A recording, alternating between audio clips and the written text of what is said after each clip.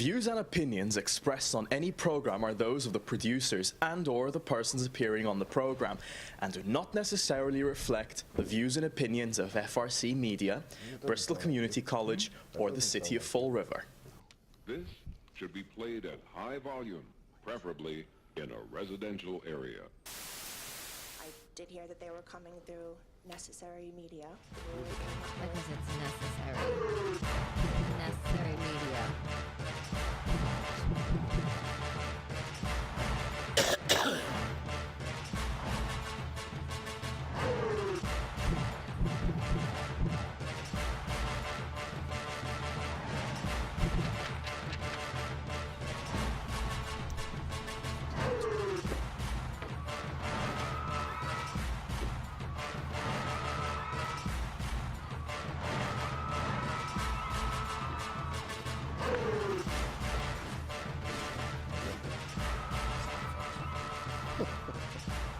Necessary media. Because it's necessary. Yes, yes, ladies and gentlemen, I am back again for episode number 3. This is Necessary TV. We're coming in live every Wednesday, 6 to 6:30. Fall River, remember that, because I need all of you to get your friends, your family, your uncles, your cousins, your grandmothers, your great-grandmothers, your extended family, in-laws, I don't care, get them all on board. We got a lot of things going on over here. Now, I'm gonna tell you right now, this show already started off with a little bit of a snafu to give a shout out to George Thompson. Keep it real. Yeah, we got a little bit of a sound issue, but I got my interns working on it. Everybody out there remembers Jake and Kelly, Team JK. So we got a couple things going on, but I just wanted to let everybody out there know that, again, as this show goes on, there's gonna be a couple things I'm adding. So like today, you're gonna see some things, and remember, go to the YouTube page, www.youtube.com/thenecessarymedia. If you missed the show, you want to catch up, you want to share it, there's going to be a lot of extended scenes, if you will, a lot of edits in. So I'm going to have to test something quick. If my interns, hey Jake and Kelly, you out there?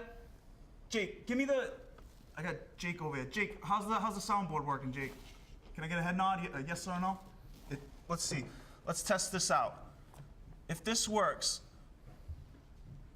let's see, right now I am, no, we don't have that. I don't know what's going on. All right, wait, see again, ladies and gentlemen, this is live TV, that's cool. Let's check this out one more time. Ladies and gentlemen. All right, we got sound there. Is there any way I can get a sound in here, intern? I'm not hearing nothing in here. All right, it's all right. Anyway, live TV. What are we gonna do? I'll make sure I edit this out for everybody. That's why I said make sure you subscribe to the YouTube channel. I'll edit all this out. We'll make this nice and pretty. Let's check that one more time. Now, is that coming up on live TV though? All right, so everybody out there, you're hearing it. That's good enough for me. So actually, I want to say another thing. Somebody might come in the middle of this. If not, I'll give a shout out anyway. Monica Souza is supposed to be one of my guest commentators on the show. I'm gonna try to introduce a couple of guest commentators as I go along.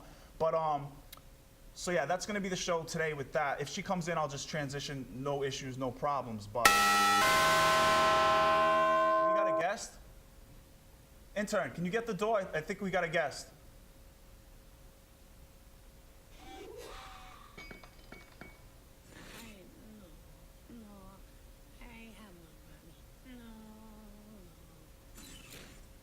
What?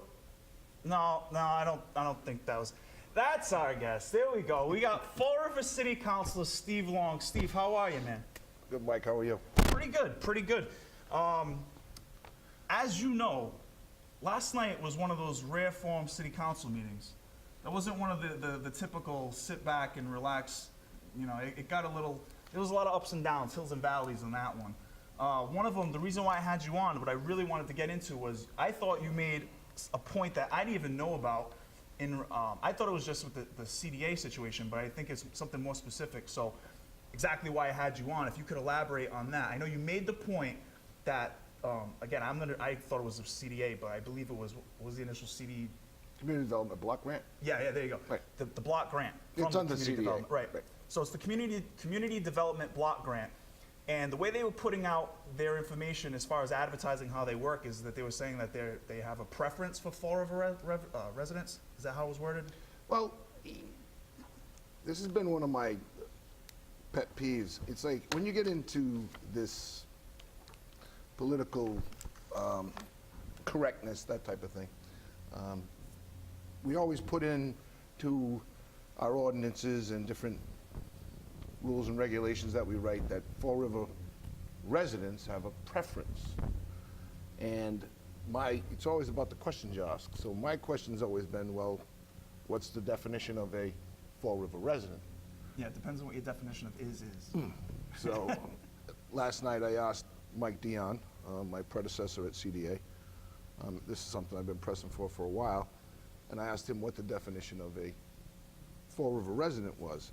And when we come to homelessness, the definition of a resident is once you come to the city and put your head on the pillow for one night, you are then considered a Fall River resident.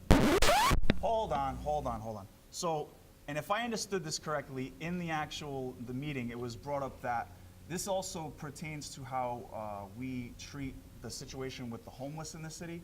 Right. I guess this connects into the laws that we have established, or just the...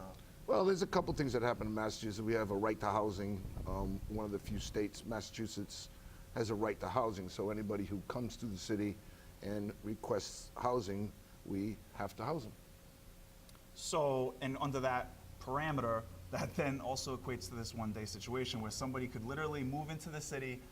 What does that even mean? You just have a mailing address? Not even a mailing address. So what do you just step foot over the border? You spend the night in a shelter, and you are then considered a Fall River resident. Now, was this in place when you were there? Since you said he's your predecessor, was this already something there that you noticed, or you didn't notice till after you Well, left, maybe? it is something that I've noticed, but it's been carried on, and it still goes on today. It's one of the things that, I think that we've built a tremendous service sector in the city of Fall River. I'm not criticizing that for one bit, but I was a little taken back the other day when we heard that story in Barnstable about a Barnstable selectman saying,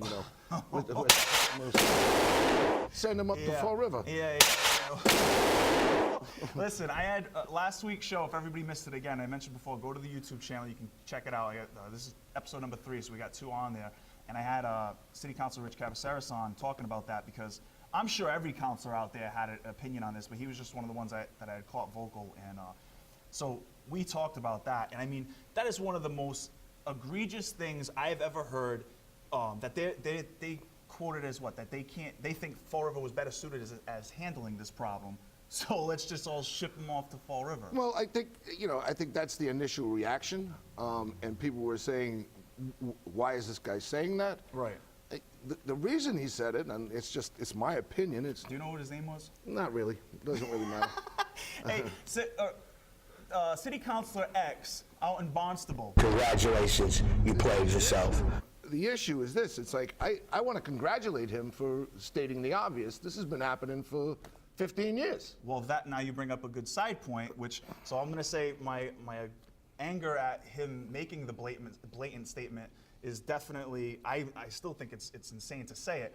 But now you bring up a great point. If you want to call it how it is, he's just being real for his constituents. Exactly. It's a normal course of business. Within our service sector, okay, I know this for a fact, okay, they have a communication network, okay, and it's a good network. I'm not criticizing the network.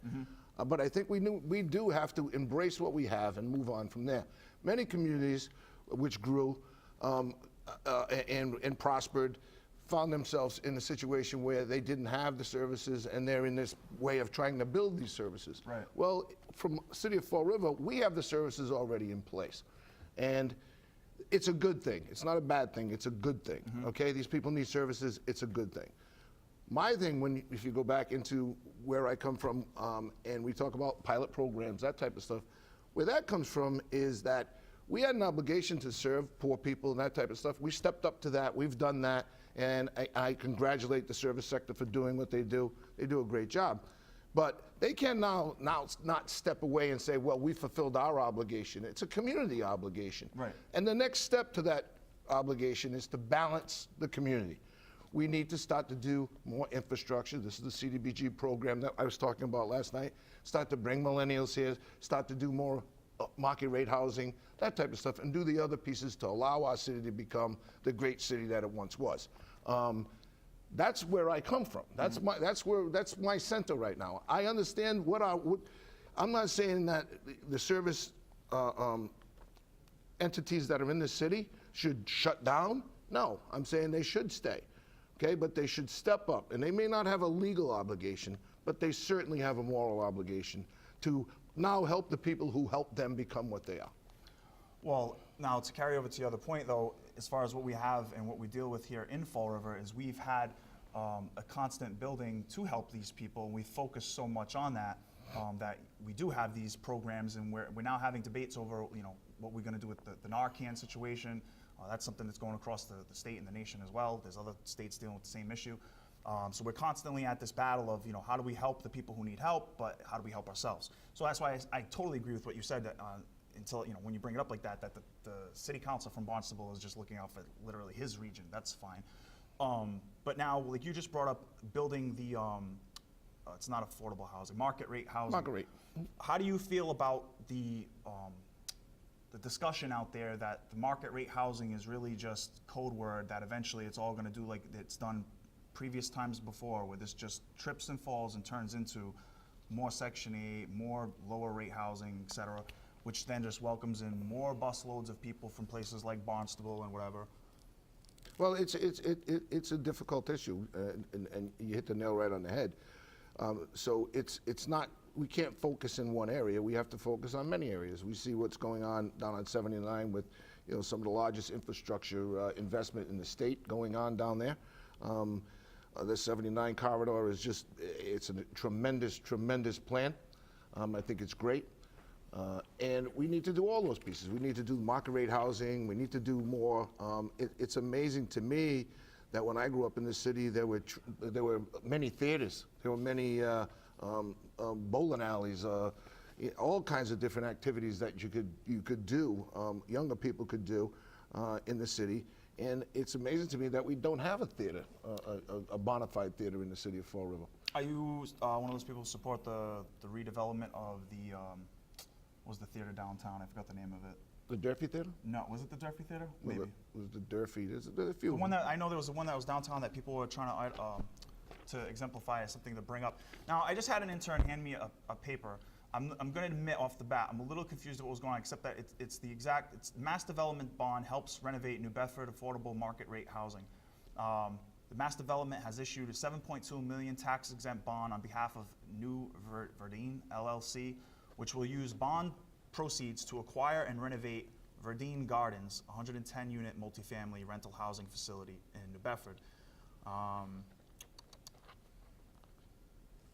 Yeah, I mean, Mass Development's been around for a while. I'm not Right. sure when they came. These types of programs from Mass Development are available.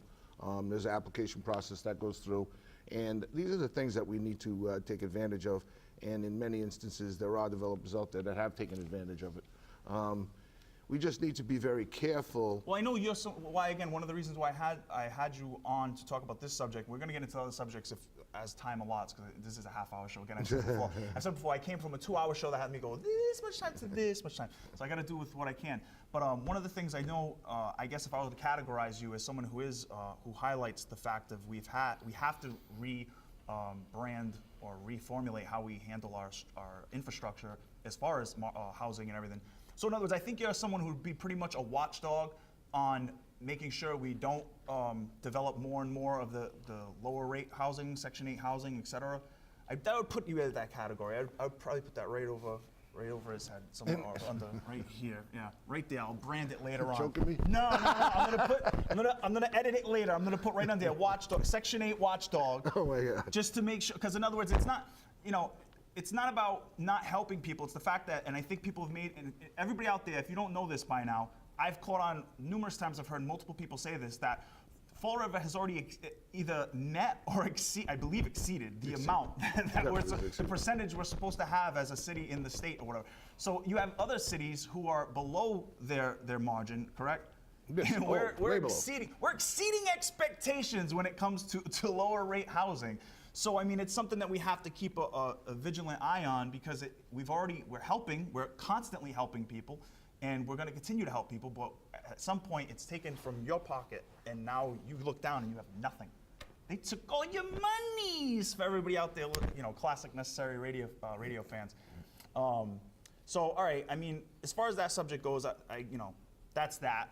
Is there anything you'd want to add to that? Well, I mean, it's all tied in. Anything you want to let the viewers know? When we talk about the Community Development Block Grant Program, way back when, that came from the model cities, and as we went through it, that was it was like, sort of like a pilot program to find out how to use federal grants. Well, after the Model Cities program went through, and I think it was back in, I'm going to say, probably around 85 or so, they came out with their model, a CDBG model, and that model required every community to not exceed 15% in public service categories. But in our Model Cities program, and prior to that, we were using 42% of our grants for public services. Had we taken the regular, because we were granted a waiver, one of the few in the nation, to allow us to do that, and that was the power of the politicians we had at that time with Kennedy, Tip O'Neill, those guys. Had we not done that and stuck to the 15% rule, I did a few calculations over the last 40 years. Crunch some numbers. I'm not a number cruncher, but we did it. It would have meant a difference of $143 million. This is what you're talking about over the 40 years, right? $143 million would have been the difference that would have been invested in infrastructure, parks and playgrounds, sidewalks, streets, water, sewer. And when we took it and put it into public service, we took it at we took a hit for that. So our city would look totally different if those monies were invested into the infrastructure, sidewalk, streets, playgrounds, those types of things. We did use some of it, and a lot of that was Kennedy Park, Bicentennial Park, the Healy Pool. There's a lot of things that we did that were great. They're still there today. But the Community Development Block Grant Program was envisioned as a bricks and mortar type program. But we were granted a waiver, and we took that waiver, but we never moved. And that's what bothered me, is we never moved from the day we got granted that waiver to move to the best practices that they had put in place to bring that public service cap back to where it should have been, which is somewhere between 15 or 20 maybe, something like that, in the city of Fall River. It would have made a huge difference. So it definitely was utilized. You know, it basically built Health First. It's a great organization. You have a great facility, and other nonprofits. I don't criticize the nonprofits, but we need to move the next step. We need to start to balance this community with market rate housing, with more theater, arts, those types of things that are available within our city, so that if you come here, you got some place to go rather than just go to a restaurant. There really is no, I mean, we have Little Theater, we have some smaller groups. We got plans on that new theater coming, right? Right. And I think those are all good. Those are all good, and they need support. How do you fare on the side of, I got to watch the time, but another topic that I hear people mention is how we constantly push the amenities, so many amenities of the waterfront area. How do you feel about the difference, or where would you balance any kind of a difference between developing a tourism spot or, you know, a work area, for lack of a better phrase right now, an actual job hub around the waterfront? There's multiple, people have talked about, what do you call it, like the box, the words escapes me right now, the freight and whatnot, things like they have going on in New Bedford and whatever, where there's actual jobs and money being developed out of that right away for people who live in the area in New Bedford I'm talking about. But over here, we're constantly hearing, and there's plans, we keep hearing about the plans about developing more and more the waterfront. Are you someone that's more for developing a tourist end of it, or are you looking at it like you'd like to see more job creation in that area? I think they go hand in hand, I really do. When we look at, you know, people, you'd be amazed. Take a ride up into the industrial park, it's 95% full. That has been an absolute gem for us, and now we've landed Amazon. We've landed Amazon. That should be a real big plus for us. I think we need to get away from, I thought when our new mayor, Jazel Carrere, was elected, we were going to have a fresh start here, but, Stop all that. That ain't happening. We came out of the starting gate. We're still discussing the things that were done in the past. We're still talking trash. We're still talking windows. We're still Did you just catch that? I heard it. I believe I just heard a window fall. No. I heard it. Please don't. That was another thing. I want to get into that a little bit now. Well, I gotta manage my time, folks. This is a 30-minute show, but there was this huge discussion that went on. I'm not even gonna get into right now the 22 windows, folks, because the 22 windows things, I'm gonna say right now, without Councilor Long having to get into this, but I'm gonna say right now, I've mentioned before on the first show when I had former City Councilor Mike Mioza on, and we discussed how him and another constituents were pushing to reinvestigate this or just have the mayor look at it. And I mentioned over and over again, I had previously on Necessary Radio, I had Sean Kadim on, and I had a great interview with him where he lined this up as to how the chain of order works. And all of a sudden, he just went off at a city council meeting and decided to just lay it all out there for people, his view at least. You know, there's multiple sides to everything, but he put his view out there, so that was all that. But what I thought was crazy and interesting was was the whole discussion about the window that fell and the safety that lines about, was it 60 windows or something? Again, are you all right? Yeah, I'm fine. I don't have hard hats available. I should equip them. That's all right. I got a hard head. That's true. Hey, look, I got mine strapped on. Hey, so yeah, always got to keep a vigilant eye out in Fall River now, because there's windows just dropping. You never know. But what I thought was, so I want to hear your impression on the whole safety factor of what's going on in the windows. But then, what I also thought was very interesting was City Councilor Cliff Ponte when he mentioned about the there was a window. I guess you might know this better than me. I've never noticed it. I haven't been though to the chambers in a while. That there's a window with a crack in it that goes through the whole thing, and that it when the wind blows, the thing moves. He had something to say. Yeah, it was. How do you feel about that crack in the window? Whatever was it? Crack is whack. Something. Well, what got my ire, if you will, last night was that there was, I don't remember the exact figures, but it was somewhere around $67,000 that's sitting in an account that's for the extraordinary funding or emergency funding that was left over from the when they redid the overpass, or the underpass underneath City Hall. And that was basically expendable funds that didn't need city council approval that could be used to secure the building and work in the building. And I'm sitting there saying, you know, we're having windows falling here, and it's taken 8 weeks to order one. And now we hear 66. You all right? Yeah.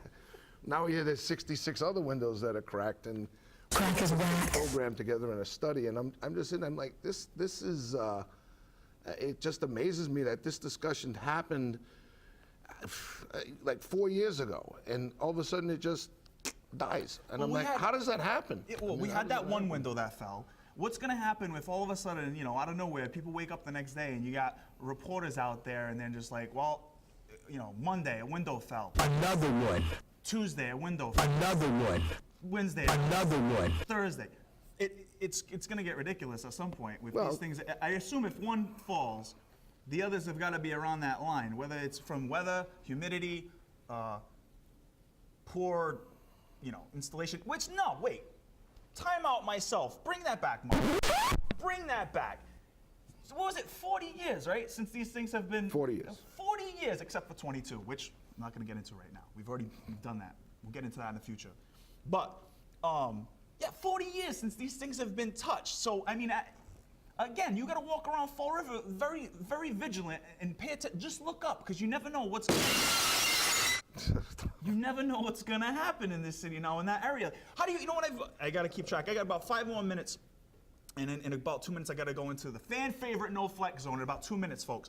But how do you feel about the government center as a whole? Because there's another part of a conversation I've been hearing, and I guess I'm not gonna give out any personal information. I got ears everywhere, people.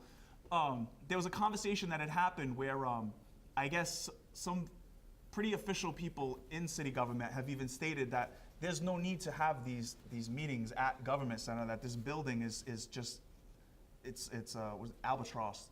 We're dealing with an albatross here where this thing's just sucking money left and right. 40 years since these windows have been touched.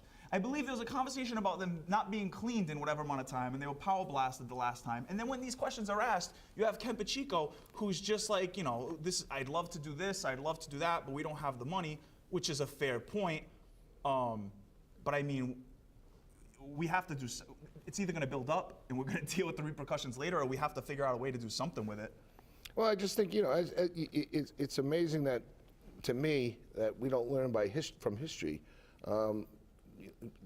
We had the school department come looking to build a new high school, and you know, I hope I'm still on this council when they do that, because in that budget they need to put in maintenance money. Now we're talking to speak about Kenny Pacheco, who I respect enormously.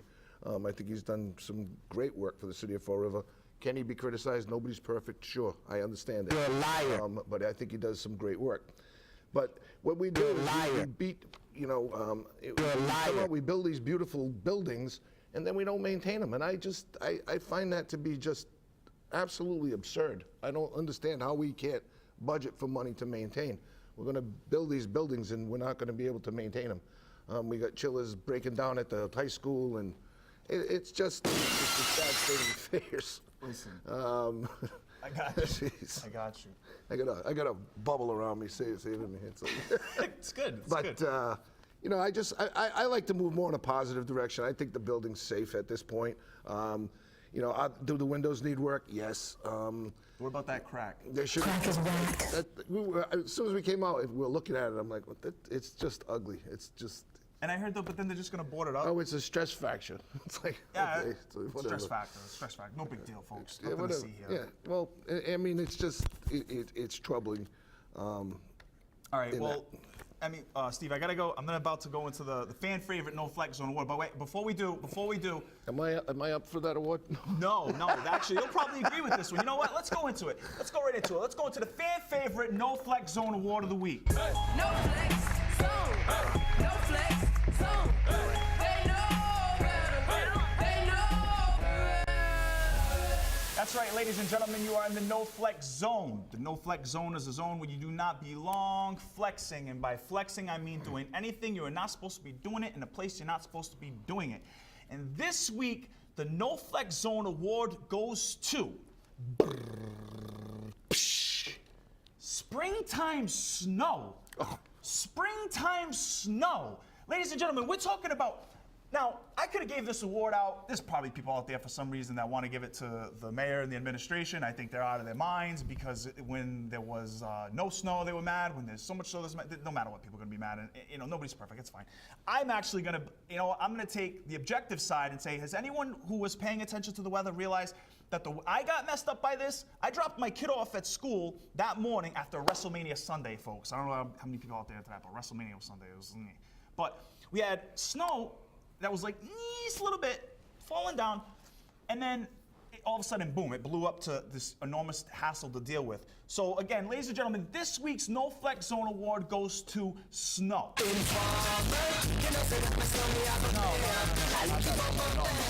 That's snow. This snow, yes, that's snow. So that's pretty much gonna start to wrap the show up. Steve, first off, I just want to say thanks, and just to let you know, if you didn't know, this is probably The biggest interview you ever had. Probably. And probably this right here is Most views you ever had on this camera. probably. Probably. Probably. I don't know. So, hey, wait, no, listen, Steve, I appreciate you being here. I appreciate you coming on, and I want to say thank you very much, and hopefully we'll be able to do Mike, it again soon. You're a great I want to wish you the best in this. Thank you. There's room for everybody in this city, and you're welcome to stay. We're not going to throw you out there.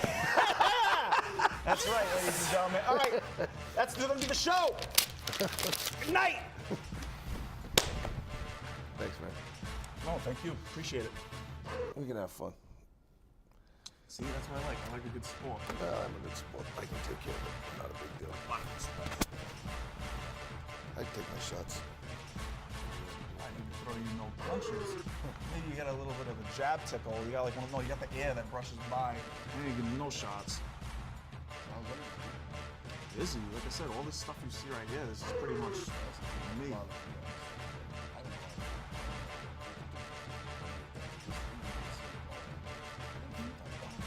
Oh, yeah. No, that was part of the discussion we had before when you were actually running. Yeah.